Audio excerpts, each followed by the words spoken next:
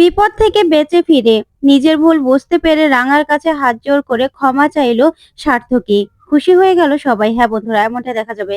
তাই সম্পূর্ণ জানতে ভিডিওটিতে লাইক দিয়ে চ্যানেলটি সাবস্ক্রাইব করে দেখতে থাকুন।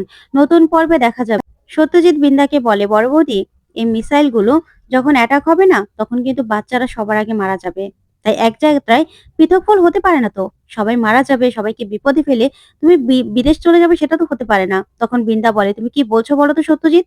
এখানে আমার মান-সম্মান আছে, তুমি এরকম ভাবে আমাকে কথা বলতে পারো না। তখন সত্যজিৎ বলে, শোনো, এখানকার লোকজন সবাই যদি জানতে পেরে যায় না যে সবকিছুর পিছনে তুমিও হাত আছে, তোমারও, তুমি জড়িত আছো, তাহলে কিন্তু সবাই তোমাকে মেরে শেষ করে দেবে। তখন কিন্তু আমি আটকাতে পারবো না। বুঝতে পেরেছো?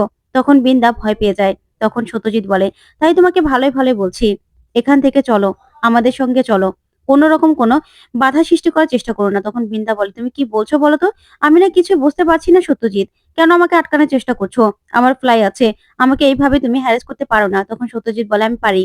আমি ইচ্ছে করলেই এই ফ্লাইটাকে বন্ধ করে দিতে পারি। বুঝতে পেরেছো? তাই আমার সঙ্গে চলো। আর শোনো, এখান থেকে বিদেশের একটা অ্যাকাউন্টে 5 কোটি টাকা ট্রান্সফার হয়েছে। সেটা কার এখনো জানা যায়নি। তাই তুমি কোনো বাড়াবাড়ি করো না। চলো আমাদের সঙ্গে। ভালোই ভালোই তোমাকে বলে দিচ্ছি।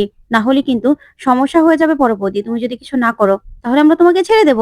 তখন এই বলেই মহিলা পুলিশ দিয়ে বিন্দাকে ধরে নিয়ে যায় সত্যজিৎ। তখন বিন্দা বলে, এরকম করো না, আমাকে এভাবে ধরে নিয়ে যেও না। ওইদিকে সার্থকী নিচে পড়ে গিয়ে অনেক ব্যথা পায়। তখন সবাই মিলে সার্থকীকে ধরে উঠায়। সার্থকীর চোখ দিয়ে নাক দিয়ে রক্ত পড়তে থাকে। তারপর দেখা যাবে অঙ্কুর পাঞ্চেরিকে ফোন করে। তখন পাঞ্চেরি ফোনটা ধরেই বলে, অঙ্কুর, তুমি কোথায়?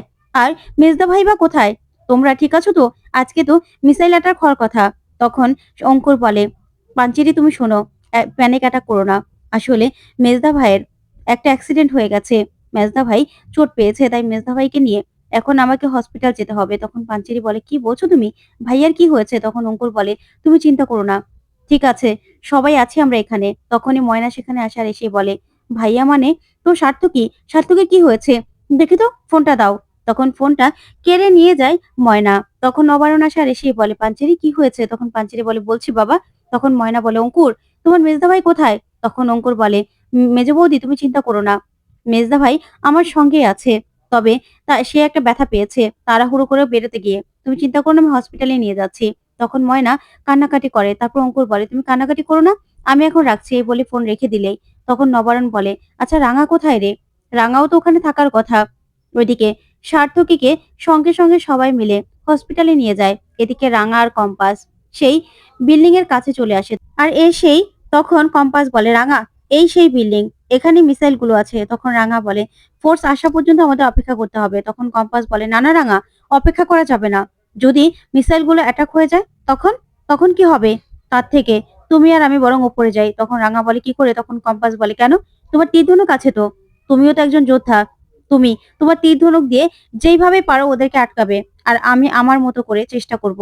তখন রাঙা বলে, আমরা পারবো তো? তখন কম্পাস বলে, আমাদেরকে যে পারতেই হবে রাঙা। তাই তুমি এত কিছু না ভেবে চলো, চলো আমরা উপরে চলে যাই। তখন রাঙা বলে, হ্যাঁ, আমাদেরকে যা করার করতে হবে। তখন রাঙা বলে, আচ্ছা কম্পাস, আমার মা বলেছিল যে এখানে যেই অ্যাটাকটা হবে তার জন্য যেই ভাইরাসটা দেওয়া হয়েছে তার জন্য ওষুধ বানাচ্ছে, সেটা দিয়ে কি কিছু করা সম্ভব? তখন কম্পাস বলে, না, কতগুলো মানুষের তুমি চিকিৎসা করাবে বলো তো? তারপরেই ওরা মাস্ক পরে নেয়। তখন কম্পাস আর রাঙা সেখান দিয়ে উপরে উঠতে থাকে। আর ওইদিকে মিসাইল গুলোকে পাহারা দিতে থাকে কতগুলো গার্ড মাস্ক পরে। তখন রাঙা আর কম্পাসকে দেখে ফেললেই ওদেরকে রাঙা তীর ধনুক দিয়ে অ্যাটাক করে। আর সঙ্গে সঙ্গে ওরা মাটিতে লুটিয়ে পড়ে। তারপরে রাঙা আর কম্পাস উপরের দিকে উঠে যেতে থাকে। আর বিল্ডিং এর একদম উঁচুতে ছাদের মধ্যেই মিসাইল গুলো রাখা আছে। সেখান থেকে টুইন টাওয়ারের বরাবর মিসাইল গুলো রাখা আছে। তখন লোকগুলো পাহারা দিচ্ছে।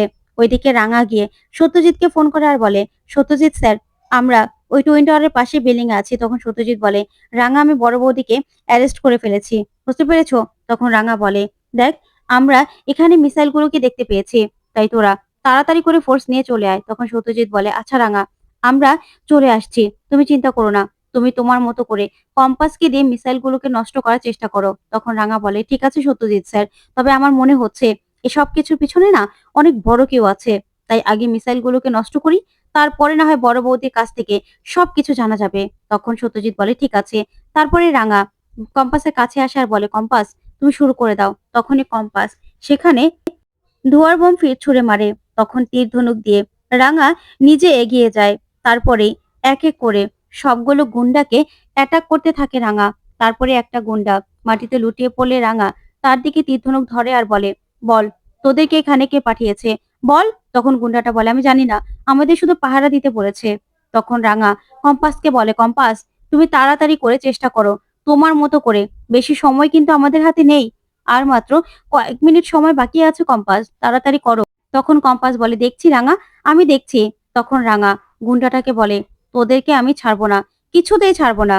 তখন কম্পাস দেখে যে আর মাত্র 5 মিনিট সময় বাকি আছে। তখন কম্পাস বলে, হচ্ছে না কেন, আমি তো কিছু বুঝতে পারছি না কি করব। তখন কম্পাস বারবার করে নিজেই নিজের মতো করে চেষ্টা করতে থাকে। ওইদিকে দেখা যাবে সবাই খুব টেনশন করছে। তখন বাচ্চাদেরকে পাঞ্চেরি মাস্ক পরাচ্ছে। তখন ময়না বলে, পাঞ্চেরি এখানে তো আমরা কতজন আছি, শুধু বাচ্চাদেরকে মাস্ক পরালে হবে? তখন পাঞ্চেরি বলে, মেজ বৌদি, আগে বাচ্চাগুলো তো বাঁচুক, তুমি চিন্তা করো না, বাচ্চাগুলোকে আগে মাস্ক পরাই। তখনই পিহু বলে, আচ্ছা মা আমাকে কেন নিয়ে গেল না, আমিও তো ওদের সঙ্গে লড়াই করতে পারতাম। তখন পাঞ্চেরি বলে, তুই ওদের সঙ্গে লড়াই করতি? তুই বড় হয়েছিস নাকি, চুপ কর তো। তারপর দেখা যাবে অঙ্কুর ফোন করে ময়নাকে। তখন অঙ্কুরের ফোন পেয়ে ময়না বলে, অঙ্কুর তুমি তোমার মেজদা ভাইকে নিয়ে গেছো তো? তখন অঙ্কুর বলে, হ্যাঁ মেজ বৌদি, আমরা হসপিটালে আছি মেজদাকে নিয়ে, তুমি চিন্তা করো না, মেজদা এখন ভালো আছে, আমি কিছুক্ষণ পরে মেজদাকে নিয়ে আসবো। তখন ময়না বলে, ঠিক আছে আমি কি যাব? তখন অঙ্কুর বলে, না তোমাকে যেতে হবে না, আমি আছি তো। তারপরে ফোন রেখে দিলে নবারণ বলে, আচ্ছা আমরাও তো যেতে পারতাম। ওইদিকে দেখা যাবে রাঙা কম্পাসকে বলে, কম্পাস তাড়াতাড়ি করো, তাড়াতাড়ি করো, আর সময় বেশি নেই। তারপরে দেখা যাবে ময়না বলে, আর তো বেশি সময় নেই, কি হবে, আমরা কি সবাই মরে যাব নাকি? তখন সবাই মিলে প্রার্থনা করতে থাকে যাতে তাড়াতাড়ি করে মিসাইল গুলো নষ্ট করা যায়, আর নষ্ট করতে পারে কম্পাস। ওইদিকে আর মাত্র কয়েক সেকেন্ড বাকি। তখন রাঙা বলে, কম্পাস পেরেছো? তখনই কম্পাস ডিঅ্যাক্টিভেট করে খুশি হয়ে যায়, বলে, রাঙা রাঙা আমি পেরেছি। এই বলেই রাঙাকে জড়িয়ে ধরে কম্পাস আর বলে, আমি পেরেছি রাঙা, এখন দেশের মানুষ সবাই সুরক্ষিত। তখনই রাঙা সত্যজিৎকে ফোন করে আর বলে, সত্যজিৎ স্যার ওপরে চলে আয়, কম্পাস মিসাইল গুলো ডিঅ্যাক্টিভেট করে দিয়েছে। তখন সত্যজিৎ উপরে আসে আর বলে, থ্যাংক ইউ কম্পাস। তখন কম্পাস বলে, নিন এবার শহরে অ্যানাউন্স করে দিন যে এখন আর দেশের মানুষের কারো কোনো ক্ষতি হবে না, মিসাইল গুলোকে ডিঅ্যাক্টিভেট করা গেছে। তখন রাঙা বলে, এবার বড় বৌদিকে আমাদের চেপে ধরতে হবে, ওর মুখ থেকেই সব সত্যিটা বের করতে হবে, কে বা কারা এই মিসাইল গুলোকে এখানে এখানে অ্যাটাক করাতে চেয়েছিল, আর আমার মাও আসবে, আর আমার মাকে দিয়েও এবার সবটা জানা যাবে। তাই আমার মাকে তো শহরে আসতেই হবে, মেজু বৌদিকে আমি শেষ করে দেব, ওর এত বড় সাহস, এই বলে তীর ধনুক ধরে রাঙা। তারপরে দেখা যাবে সার্থকীকে নিয়ে অঙ্কুর আর সভ্য বাড়িতে আসে। তখন একলব্য বলে, মেজদা তুই ঠিক আছিস তো? তখন সার্থকী বলে, রাঙা কোথায়? রাঙাকে এখনই ডাক, রাঙার সঙ্গে আমি কথা বলতে চাই। তখন একলব্য চমকে যায় আর পাঞ্চেরি বলে, আচ্ছা মেজদা ভাই, তুই রাঙাকে কি বলবি বলতো? রাঙা না থাকলে তো তুই শুধু নয়, শহরের এতগুলো মানুষ সবাই আমরা মরে যেতাম, ও সবাইকে সবাইকে বাঁচিয়েছে, আর তুই কিনা রাঙাকে কথা শোনাবি? তখন সার্থকী বলে, রাঙাকে ডেকে আন, এখনই কথা বলতে চাই। তখনই রাঙা কেহুকে নিয়ে নিচে নেমে আসে।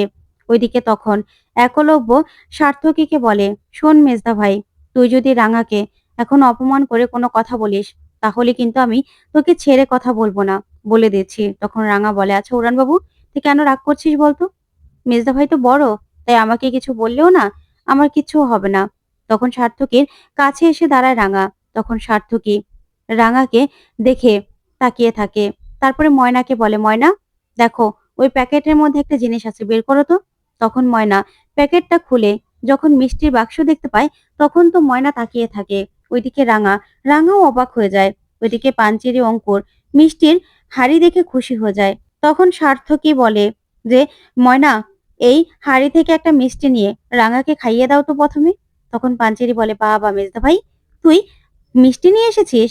তারপরে ময়না খুশি হয়ে একটা মিষ্টি বের করে। ওইদিকে রাঙা বুঝতে পারে না কি হচ্ছে, তখন একলব্য তাকিয়ে থাকে। তারপরে ময়না একটা মিষ্টি এনে রাঙাকে খাইয়ে দেয়।